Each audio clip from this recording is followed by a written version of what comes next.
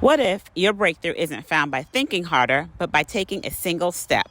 In this week's episode, my guest shares the steps that saved her life many times over. Keep listening to learn how.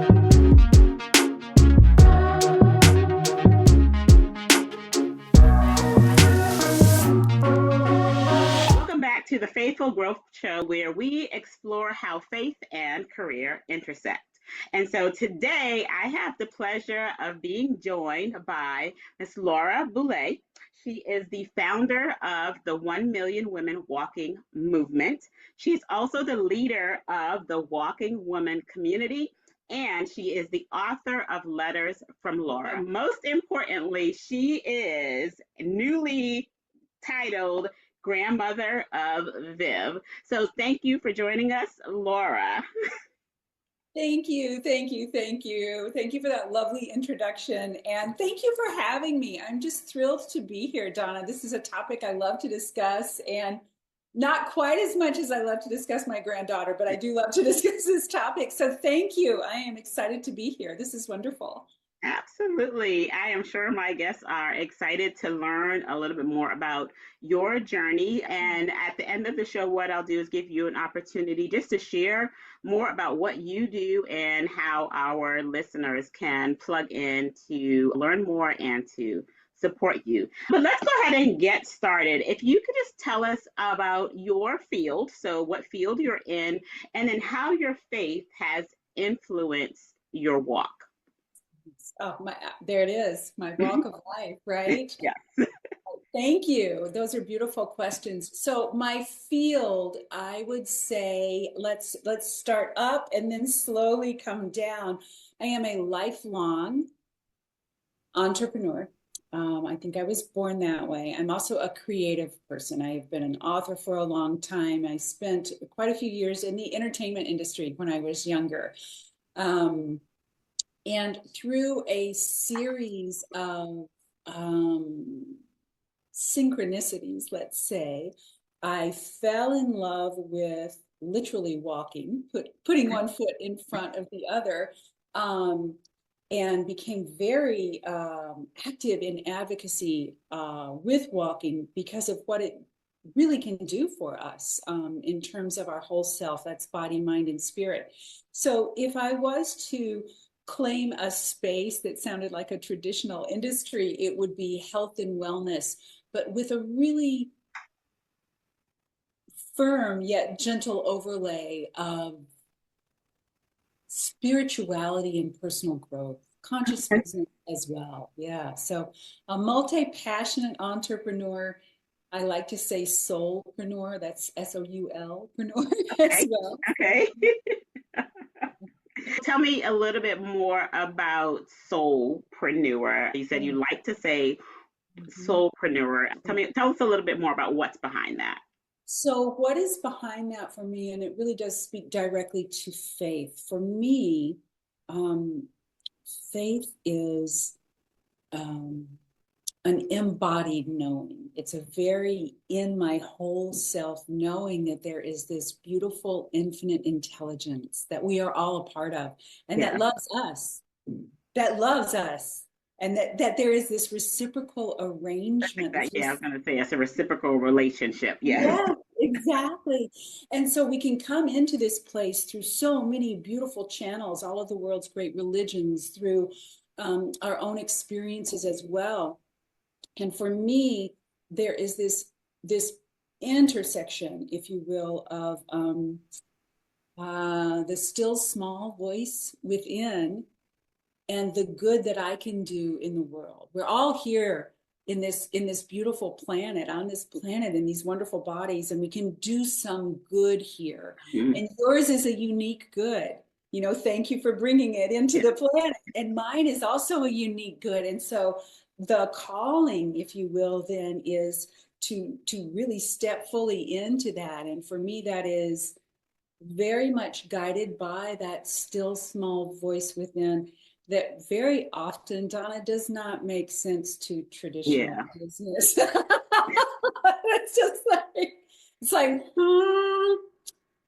there's that woman who's a little off the rails and I have to claim it. I'm like, yes, if you're really looking at it, you know, I am the square peg round hole. That's who I am. I don't, yeah. To some degree, we all are, right? I believe that.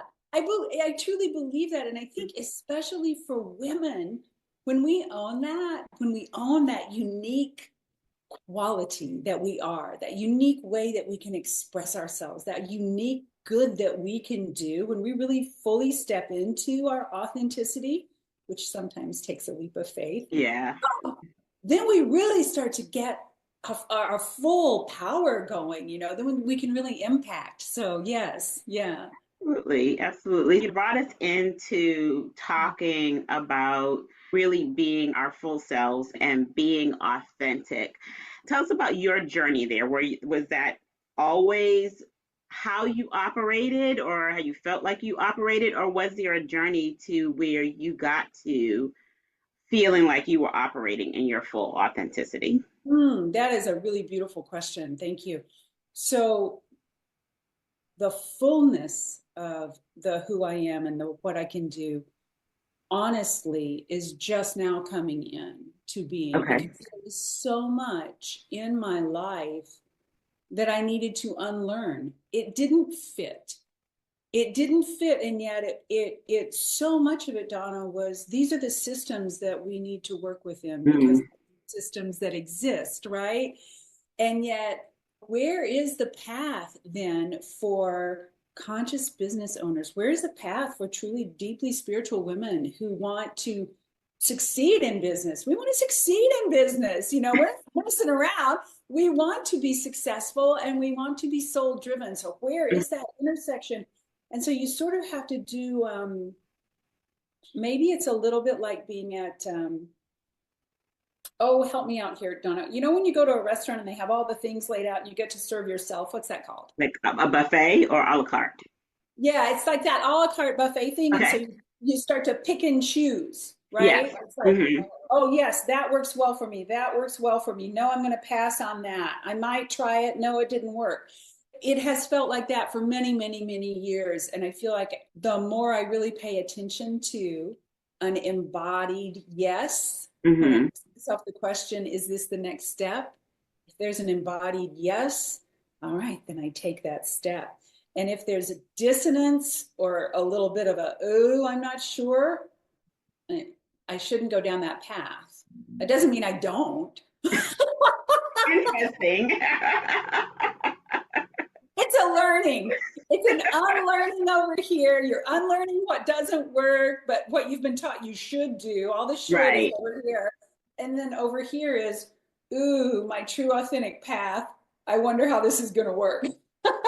Yeah, it's almost there's a bit of I guess a fear on both sides, right? Fear Yes. if I don't do this thing that the world or someone is telling me that I should do, and then fear if I listen to my inner voice and I go down that route. Yes, both absolutely both nail biters, right? And so there's a decision to be There made is. There is a in decision. there. So yeah, so tell us more about that, your decision making. So you said you got the voice in your ear and then you've got, hey, that kind of rumbling that's like, maybe you shouldn't go down there. Give us more about how you make that decision, or and if you have an example of a time where you've Sure. had to make a decision or maybe gone down a path even though your gut or your intuition said, hey, no. Right. Yeah. Not too many years ago, I had taken on a client who was referred to me by Okay. another client. And so there's a little bit of a sense of obligation there, a little bit of a, oh, this is something I should do. Again, should. And we started on a fairly large project together, but oh, Donna, the truth is all along, I knew like the knowing with Mhm. the capital K, like the capital K, knowing I knew, oh, I don't think I am the best fit in the way I work, in my values, in how I need to structure this project. But we went on down the line and the energy after about 2 months was just so challenging to step into. And I realized that despite how advantageous that particular project would have been for my bottom line, which is Hmm. important. Yeah. I mean, there's bills to pay, right? But despite that, I realized no, this is not going to work, and neither of us are going to have the outcome that we want or deserve. And so I severed that one. It really was challenging to do that because I felt like I was letting that person down, also letting my friend down who had put us together. And yet at the same time, I realized, no, there is a bigger picture here, Yeah. right? There is a bigger thing to step into, which is the knowing what is right. And I, um, I just say to myself, and this is a practice, that all is well. Everything is working out for the highest good of everyone involved. And I just truly believe that, even when it doesn't look like it at all. Even, and this is the trick too, I think, Donna, even when circumstances are telling you, oh, Yeah. it's not working out, you need to, even then, that is when I really drop into faith, and I really, a lot of breathing. And as you know, a lot of walking. I go for a lot of walks, a lot of walks. But that was really, that was one of those key points in my life where I realized, I knew from the get-go I should not have taken that project. I did it anyway. And it was not a pleasant 60, 90 days. Yeah.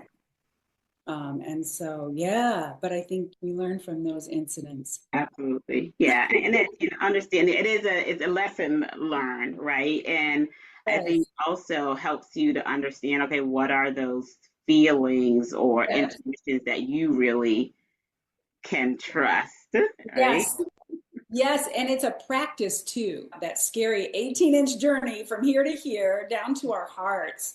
And then to really check into our whole body wisdom, our whole self wisdom, and Yeah. say, how does this feel? How does this feel if I choose this or if I choose this? How does Yeah. it feel? And I think for women particularly, it's so important for us to ask that in our businesses, in our careers, as we make decisions, because that's a whole toolbox. Hmm. It's an entire toolbox. Yeah. I like that. Is that we're just now really starting to bring to the table as women, and it's powerful. I mean, it's beautiful, and it's truthful, and Yeah. so impactful. So yeah, I'm a big fan of what's in the toolbox, ladies. Speaking of toolboxes, one of the things that you just mentioned and your brand is all about is walking. So, share with us how walking plays a part in your faith walk. No pun intended. Oh, and actually, I see it as a faith walk. I see it as this walk of life, which I do literally every day. So, um, shrinking a story that has spanned over many, many years, but shrinking it as quickly and succinctly as I can, walking, literally putting one foot in front of the other, Mhm. saved my life 3 times. The first time that I really experienced the power of walking was when I was going through divorce. And this was a massive upheaval for me. The rug had been pulled out from under me in so many ways. I was vulnerable financially. I was vulnerable in terms of identity. My dreams were dying. I couldn't live in the home we had built together. There were so many things going on. And being candid, Mhm. as a result, I adapted some very stressful behaviors to cope, which was I ate a lot of chocolate during the day, Donna, and I drank a lot of wine at night. None of that helped. It didn't really help. Like we could numb some stuff, but it wasn't getting there. And I was literally sitting at my desk trying to think my way out of this situation I was in. And I was in a chair much like this one that kind of swivels, except I was literally spinning at my desk. So I was sitting in my chair spinning around. And this is where Grace stepped in and said, you need to stop spinning around in your head and get up and do something. And I Beautiful. did. That is divine intervention if ever Yeah. there was. I truly believe that. And so I did. I got up and I put on some layers. I lived in Minnesota at the time. It was a cold day. I layered up. I went outside and I walked up and down the hills of this little town until I didn't have a thought left in my head. And I was a sweaty mess and I was crying and it was a wreck. But I stopped at this Yeah. little park overlooking the river and I saw Um, the most beautiful view, and I could smell wood smoke. You know, someone had just started their first fire of the season in that wood smoke, and there were some beautiful leaves. And I realized, hang on, I'm a disaster, but I'm in my body. mhm.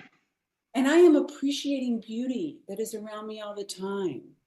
There is a point of grace I am experiencing right now, and I want to do more of that. And if Wow. walking gets me here, I will walk. I walked thousands of miles during the years of my divorce. And so that was a physical and emotional and spiritual. And also, I've been prone to clinical depression my entire adult life. And I really credit walking with keeping me from getting very depressed, clinically Yeah. depressed during those years.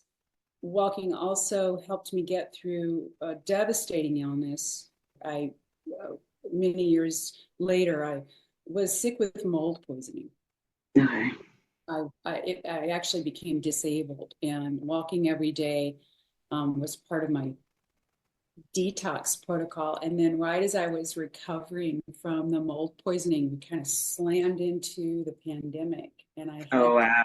yeah, I had to be on solo quarantine because I was immunocompromised. So I walked every day by myself, and there was this row of trees that sort of made an arch, a canopy over the road where I walked. And it felt like this sacred tunnel, and I would just walk up and down. I hugged a lot of trees. But this spiritual aspect of walking, truly a spiritual walk every day, a walk of faith every day. This will be okay. I'm Mhm. safe. I'm going to be okay. And walking is proven, data proven now to Yeah. create whole self health. It treats or prevents over 100 diseases. It lowers stress. It increases creativity. It allows our inner selves to rise up. Our wisdom Yeah. can rise up as we're walking. And it has become not only what I do every day, but also my purpose work in the world is to this. It is a superpower that I really want more and more women, especially, to take and apply in their lives, because even a 12-minute walk between meetings Can will be. refresh you. It will make the biggest difference in the world. And it is, I truly believe it is a superpower. Now, yeah, as you can tell, I'm on my soapbox about walking. That's all right. No, I do. I first I want to say kudos to you for heeding that voice because what Oh, I hear in there is just by you listening to that voice, so mm, much fruit has come out of that, right? So much in you, one, connecting with nature, right? What has been given to us, and we've built these our homes, and it's often that we can get stuck in these little boxes, whether it's a cubicle yeah. and an office, a bedroom, but we were given this great big world. And you have figured out how to connect with it and also to utilize it as a tool to help you to move forward, to help you to become healthy. So I absolutely appreciate you sharing your story with us today.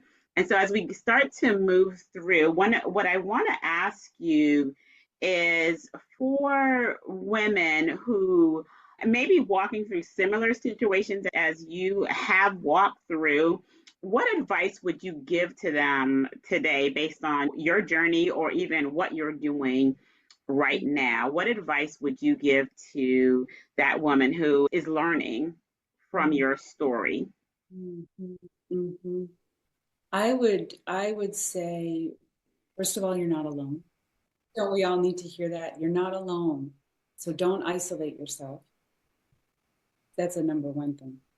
But to cultivate whatever practice it is that helps you to feel your heart open. It could be meditation, it could be journaling, it could be prayer, it could be a prayer group, it could be going to church, it could be so many things.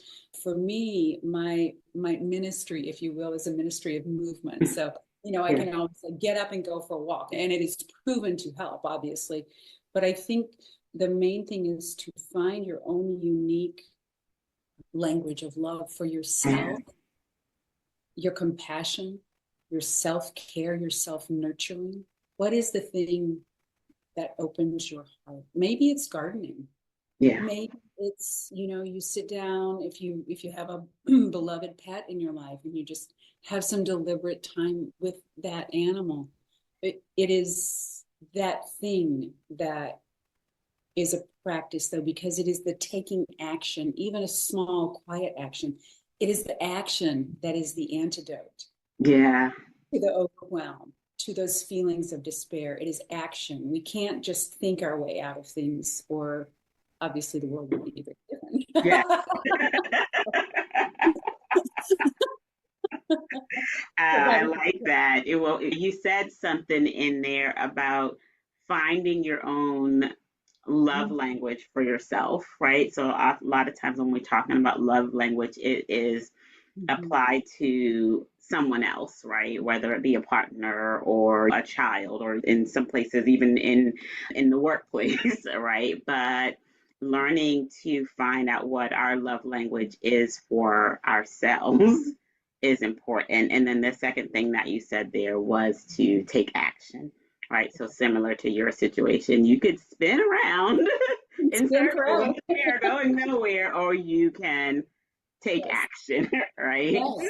Yeah. Thank you. I appreciate that. Before we wrap up, you shared with us that walking with was your ministry. So tell us a little bit more about this ministry, your business, and your newsletter, and let our viewers know how they can connect with you and support your work. Oh, thank you. Thank you so much. Yes. My virtual women's walking community, The Walking Women, and it is thewalkingwomen.com, pretty straightforward there, is for women who are wearing all the hats. Most all women in the world, we're wearing all the hats. We're doing all the tasks. And these are women, ladies, this is for you if you're ready to get serious about health and wellness, but you are smacking up against either the gaslighting in the health and wellness industry or a schedule that really is just unpredictable, very changeable, and you need to respond to that schedule. And sandwich generation women, I think of particularly. Yeah. It's just so much going on there. So the way the community is structured is walk in your own time. Mm-hmm. Doesn't matter when, but you are not alone. We have a really beautiful app. I post a prompt every morning, bright and early, and then we all comment and we support one another. And it is just a really beautiful way to be in community, even as solo walkers. And it does give us a way to really practice life-changing self-care, create health and wellness, without just driving ourselves crazy, trying to squeeze in that yoga class, trying to squeeze in this one more thing. No, this is about, hey, I have 12 minutes. Again, 12 minutes between meetings. I'm going to throw on the shoes and go for a walk. Yeah. There you go. There, you did it. Yes. Good for you. You took care of yourself. Yay. And I do give rewards for that because we should be rewarded for taking care. Okay. Yes, rewards. I know, I'm about those rewards. So that's the Walking Women community. And then in Letters from Laura, I have a section called Daily Steps. And that is a very simple, it's for everyone who just needs a little bump every morning. A little, hey, did you know this about walking? Or I ask a lot of funny questions too, like if you could walk with anyone from history, who would it be and what question would you ask them? So just these little walking nudges. It's like a very gentle nudge, gentle, loving reminder take care of yourself today. Yes. You're wonderful. Go for a walk. And That's then the walking women, the 1 million women walking movement. Tell us a little bit about how our viewers can learn more. That is a movement I started with the mission of inspiring and empowering 1 million women to really transform their lives via walking, because walking is a transformational tool and practice for body, mind, and spirit. And if you go to that website, 1 million women walking, all spelled out, ONE, blah, blah, blah. If you go to that website, you will find right now, I believe we have 4 tools, absolutely free. Just download them, find the one that works for you, download them, and start gathering that information. Educate yourself. Here's the big benefits of walking for women. Here's some bonus benefits if you have a woman in business for yourself. Here is a walking tracker. So we really built a lot all of the tools you need to get out there all and the get tools. started. All the tools are there. And for me, that is also part of, there's a blog as well and a newsletter. But for me, that is part of this educational piece about walking isn't just walking. Yeah. Walking is a transformational tool. I mean, when you look at, Donna, if there was a pill that could treat or prevent over 100 diseases, how much would that pill cost? A lot. A lot. Yeah. And yet that is a 20-minute walk every day, and it's free. Yeah. Thank you, Laura. We'll make sure that all of the links are provided below the video in the show notes. And so I just want to take a moment just to thank you. I really absolutely appreciate you sharing your story, your journey. It doesn't sound like it was the easiest journey, but you are here today and you have persevered, right? And you have lived to share your story with other women. And so that is the goal of this show, is women learning from other women. And so I appreciate you being on here today, and thank you for your time again, Laura. Oh, thank you. This has been just a complete joy, and it's wonderful to be with you, Donna. Thank you. Thank you. All righty. So please like, share, and subscribe to the Faithful Growth Show. We look forward to continuing to bring you content similar to this. Thank you.